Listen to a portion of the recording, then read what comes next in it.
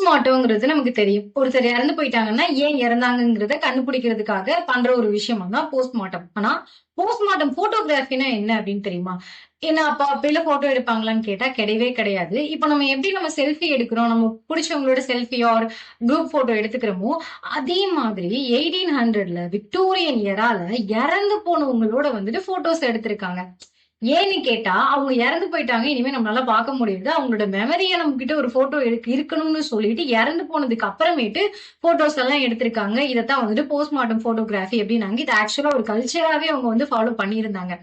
இதுக்கு அவங்க உயிரோட இருக்கும்போதே ஒரு போட்டோ எடுத்திருக்கலாம்ல அப்படின்னு கேட்டோம்னா, அந்த காலகட்டத்துல போட்டோஸ் அப்படிங்கிறது வந்துட்டு ரொம்ப ரேர். யாருமே அவ்வளவு சீக்கிரத்துல எடுக்க முடியாது. ரொம்ப காஸ்ட்லியும் கூட. அதனால அப்படி ஒரு போட்டோ எடுக்கிற முறையை வந்துட்டு அவங்க பின்பற்றி இருக்காங்க. இதுல ஒரு முக்கியமான விஷயம் என்னன்னா, அவங்க நிக்கிற மாதிரி, அவங்க ஐஸ் ஓபன் பண்ணி வச்சிருக்கிற மாதிரி தான் கிரிப்பியான விஷயத்த பண்ணி போட்டோ எடுத்து அதை அவங்க கலெக்ட் பண்ணி பத்திரமா வச்சிருந்திருக்காங்க. இத பத்தி நீங்க என்ன நினைக்கிறீங்க அப்படின்னு கமெண்ட்ல சொல்லுங்க. இதை கேட்டோன்னு எனக்கு கொஞ்சம் லைட்டா அள்ளுதான் விட்டுச்சு. சோ இந்த மாதிரி இன்ட்ரெஸ்டிங்கான வீடியோஸ்லாம் பார்க்கணும்னா நம்ம சேனலை சப்ஸ்கிரைப் பண்ணி வச்சுக்கோங்க. முக்கியமா எனக்கு ஒரு லைக் கொடுங்க.